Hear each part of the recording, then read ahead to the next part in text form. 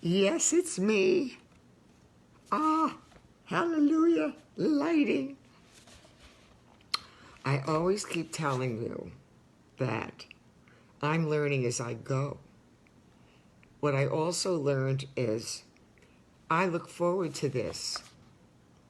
This is helping me so much because I know at around 5:30 or 6 o'clock, I get a chance to do something that's important for me.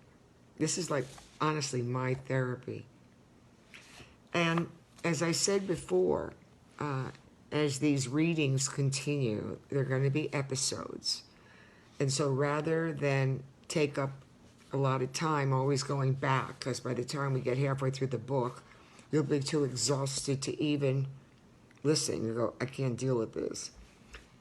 If you do go to my website, susanmintz.com, obviously, you may go to the books icon. Click on that and you will see the edited version of my book, Committed to Love. You'll see the edited. It's a 13-page document.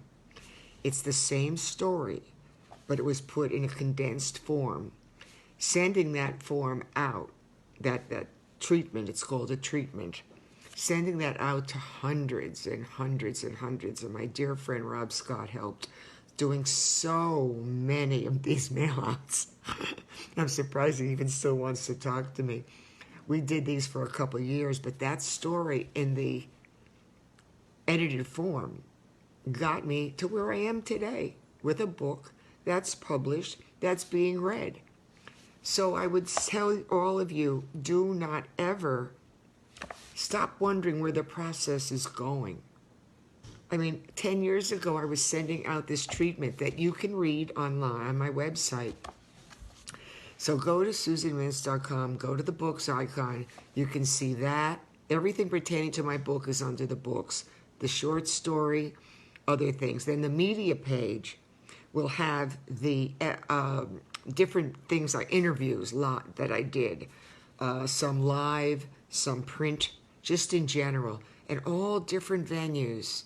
All different venues. I've also learned from viewers, of which I have some, praise the Lord, that, boy, I got a variety of people. I mean, in general, every color, every ethnicity, every sexual persuasion. And that's what's great, is that love transcends everything. If we were kinder in this world, if I'm all chilled, whenever I start doing this, I get so chilled. I think I have a fever, but I don't. It's just, I love this. If there was more kindness and love, there wouldn't be these wars. There wouldn't be this hate. There wouldn't be what's going on. In general, we are breeding such horror, and all we need to do is be a little kinder, a little gentler, and a little more patience.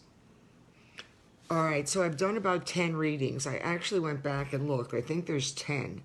So for those of you who want, you can go on my Facebook page and just back yourself up about 10 times, or take it back and go down, whichever makes you want.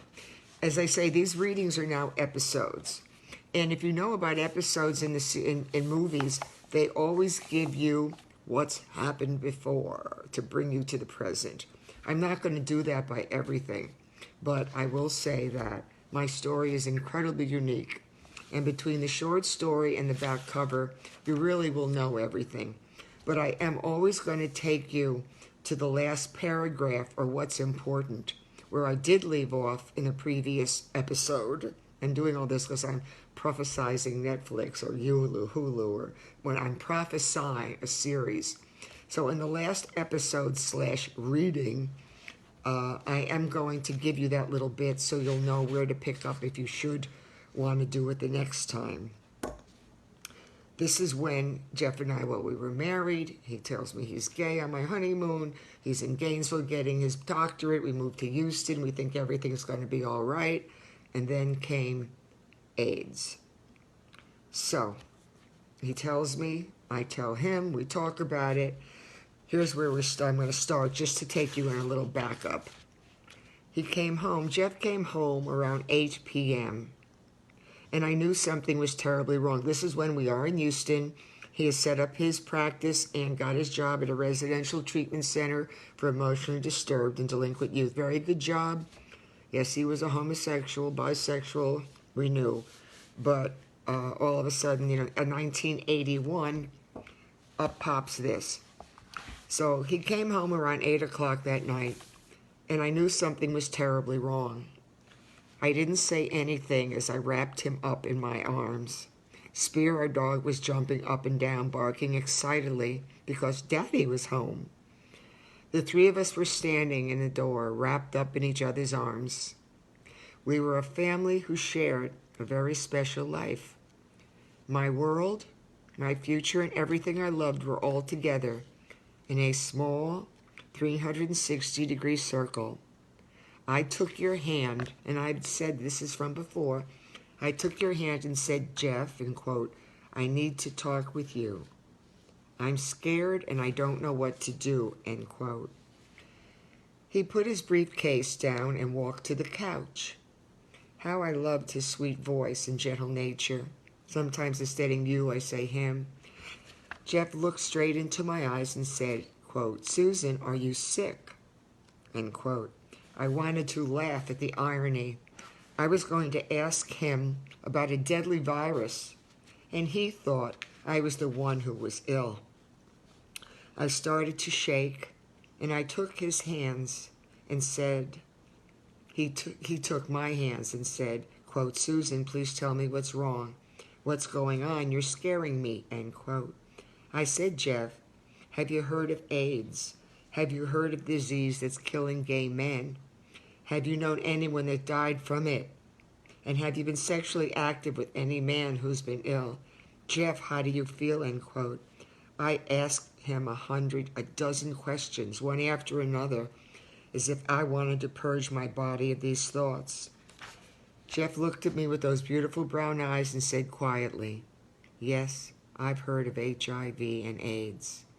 I've recently known several men who have taken ill with pneumonia and have died. Susan, I know of AIDS, end quote. Jeff, I said, what are we going to do? You're bisexual? You had sex with many men. You could become ill and die. You must get tested and you can't wait. That's where I ended yesterday. Here we're going to start, and then we're going to go into chapter 3 in a moment. You never, meaning Jeff obviously now, you never got emotional or upset. You hugged me for a long time and finally said something I'll never forget as long as I live. You said, quote, Susan, this will never happen to me. When I have intercourse, no man ejaculates in me. I'm being very graphic because that's how it was. When I have intercourse, no man ejaculates in me. I'm not the one getting penetrated. I have mostly oral sex and masturbation. Besides, you're my protector. Listen to this. As long as I have you, nothing will go wrong. I'm not going to get ill, and we'll grow old together. This was in 1981. Every once in a while, if I tear up, understand. He thinks I'm going to be able to save him. As long as I have you, nothing will go wrong. I'm not going to get ill, and we'll grow old together. Jeff, you always believed I could work miracles, and your trust in me was frightening. But I think you went into denial, and the only way you could handle this issue was to place the emphasis on me. I knew in 1981 that I'd bury you, my true love and soulmate, from this horrible disease. Another 13 years passed before my premonition came true. I'm flashing back and forth. It might not make sense unless you were really reading this and understanding where I'm coming from. But some of you I'm going to go into chapter 3 in a moment, but what I always have to do when I come to a really profound time, Jeff really thought I could save him. And then he went into denial. And in the beginning, when I started reading, I always taught you about that human beings have an amazing capacity to put things we don't like or we don't want to face in a compartment. And we can hide them for so long. We hide them in our mind. We hide them in our heart. I seriously do believe that eventually those denials will surface one way or another. Some disorder, some dysfunction, some terrible habit. Something will come up that will force you to look at what happened. But Jeffrey did. And one of the things I also knew is it was probably the first time I heard God's voice. And when I heard about AIDS and on the news, and he wasn't home yet, I went into the bathroom and I threw up. This is some of the interviews where it's posted. There's interviews on this. I literally threw up. I was so ill. And the sweat came over me.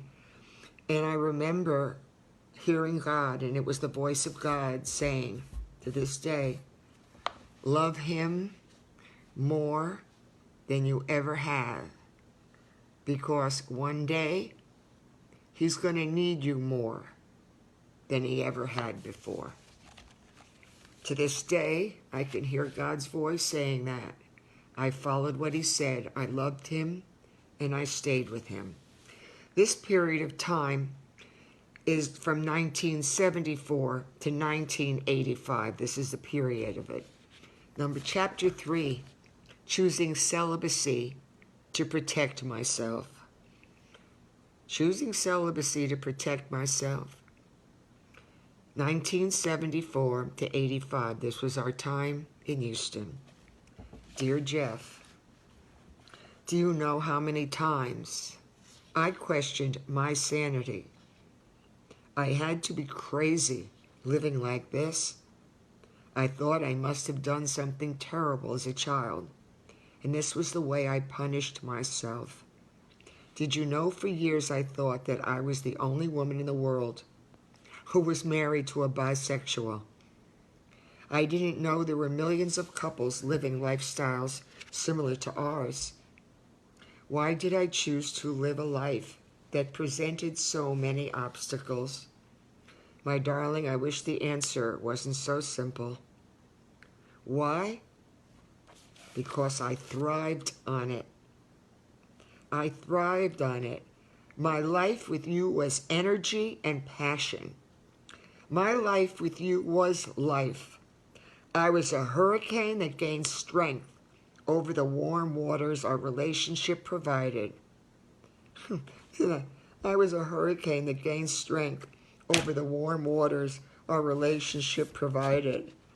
If I read my book, I'd think this woman was nuts and she should not be living to be 75. My life was a roller coaster ride, but I didn't want to get off. When I was up, I was in heaven. That was the friendship. When I was down, I was in hell. That was the marriage. The ride made vicious, sharp turns and threw my body from side to side. I'd squeal with joy one minute and be brought to tears the next. Our marriage challenged me as I was presented with decisions most people might never have to make. Maybe my life was totally out of control, but this was my life.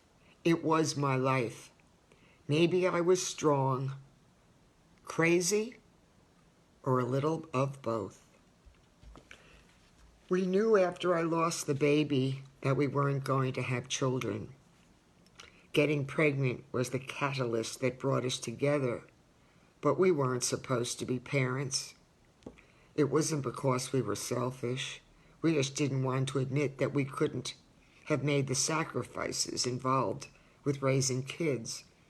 Having children wasn't going to fit in our lifestyle. How could we bring a child into our unstable environment? I had been taking birth control pills since the miscarriage and began to experience some side effects from their long-term use. After 7 years of marriage, we'd stopped having sex as frequently as we had before. Boy, can some of you relate to that? The spontaneity and passion had dwindled over the years. We weren't doing anything, to rekindle those dying embers. We knew that Houston was going to be our home for a long time. We'd built our house. You had a wonderful job you enjoyed. And I had time to do the things I'd always wanted to do. On May 4th, 1976, my 30th birthday, you came home from work with flowers, cards, and my favorite perfume. Then you said to me, Susan, this is a special birthday. We'll do anything you want to do. I said, quote, Jeff, I'd like to get my tubes tied. I want to check into the hospital, buy a sexy nightgown, and get fixed. End quote. Well, that's where I'm definitely stopping. So, that's it. Our marriage was crazy, but it was mine. Your relationships are for no one to judge. They're yours. Your life is the choices you make. I'm living every one of them, and I have no regrets. But can you imagine, on my 30th birthday, he comes home and says, Susan, this is a special birthday. What do you want? I said, I want to get my tubes tied. You have to remember where we were at times. This was not, we're not in the year 2000, honey. We're in the 70s, and we're in the 80s, and going to end up in the early 90s. This was not where we are today. And be blessed that you have the choices you do have today. Though I will say some of the issues and choices you have to make are the same as they've had since the time of man. And I can tell you that. I had a miscarriage. Who doesn't?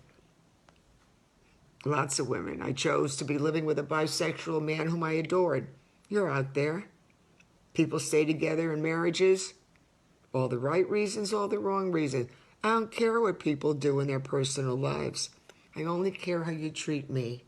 And I only know I care about how God feels about my life and what I've done. I know my life has stood for something, though it's not that big series I want. It's not everything yet. It's not a talk show. I thought today before I went on, I said, gee, it's too bad I'm not on radio and have my own talk show. Because while you're waiting in the heat of traffic and you're miserable, you could be listening to me talk about something, an issue, some human rights, some gay rights, some LGBTQ, voting rights, human rights. I could talk about anything for a long time. I would love a talk show. But I'm going to end today saying thank you to all the viewers who watched. Lucy, my darling, Edmund, and Kamalithra. Oh, Miss Clark, that's a beautiful first name. I'm going to say, and you know what I sign off as, Shalom, hello. Oh, and by the time I remember, yes, it's me. I just couldn't see playing with my hair any longer. It bothered me terribly. Shalom, hello. Shalom, goodbye. And shalom, peace. May you have a shalom night. Please share with friends outside of Facebook. Do you know that everyone has a circle of 250 friends, even though they may not know it? But if 250 people can show up at your wedding, there should be 250 people who show up at your funeral. But we do have a circle of 250 friends.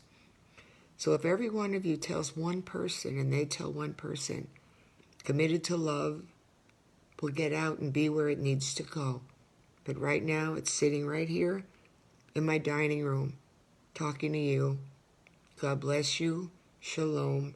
And thank you all so much for your support and your prayers. Gonna finish up.